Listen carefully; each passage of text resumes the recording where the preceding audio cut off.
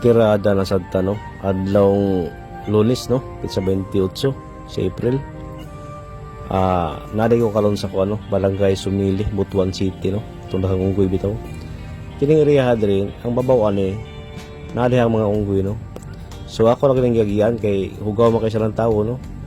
Ato ni skripan kay para hinlo gid siya baw niya. Unahan na mga bato nga natagak no ikan sa babaw.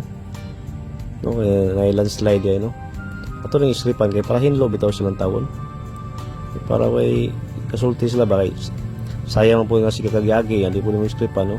Skripan na lang para hapsay ba no. Kay sa unahan po di ay nanay landslide dugay na siya ko no. Dugay na siya nya mula gula siya nakon ba mo siyang area. Dako ay siya landslide no murag mo ang ilang kapal sa kuha ipatrabaho no nakapitan no. So ato na ginahinayan og hinayan to ni og hinlo ni kay kurbada mula sa blind kay siya ba yan sikadong masigasya mga motor ani no kurbada mangud mo na ato ni hinloan no. Kay sa unahan dako-dako ni siya nga area no napa po sa pikas ani at bang buntod. So buntod man ni siya murag tuyo ko sa pasada ba no ito ning hinluan kay para wala na gyud disgrasya no.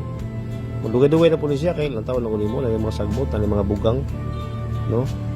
So ato nang hinluan para hapsay no nya ato lang kaspasan na yun kay para dagko tagagi no mamagita basta kita magud magtrabaho kaspasay gud ni kay daghan man kayong barangay ko nga nagpaabot sa tuwa no.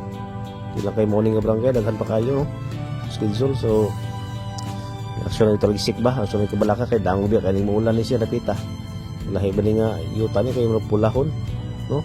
So ato nang gistripan no gihinluan na to no okay na siya no. Oh medyo hapsay na pag-agi no. Okay paano god one lane naman ko nang nagian. So dili na po sa okay hatbang na ni siya. Ang problema kay pati kusuga sa uwan no bagtiking ulan ti kusuga gid no. Pero ato rin po rin ko di pa ko namin ito rin diradahan niya po ng mga landslide sa luyo ni siya atong akong gipandirahan no.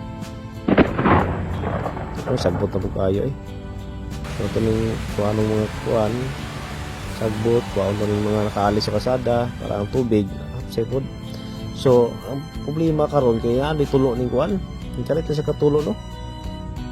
Grabe ko sugas tulo basa ang malbahutog sugay tulo niya nabasa niya kaya akong likod ana no.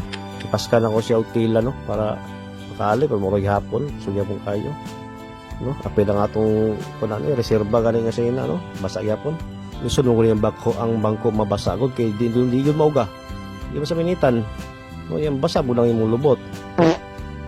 Sujo kay isa no nya naman nga timing po kayo kay nadala na ko ang renola sa akong asawa no. Adre sa baksa kong kuan unit no okay yun na akong ikuan no yun na akong isalod no kay lisod kayo mabasa ang bangko ba kay di gyud mauga no. So kay siya so ready na dito no for mobilize ni siya para syudad dalaw na punta sa syudad no kay ano pa yung mga request daghan no. Loy kay malbahotog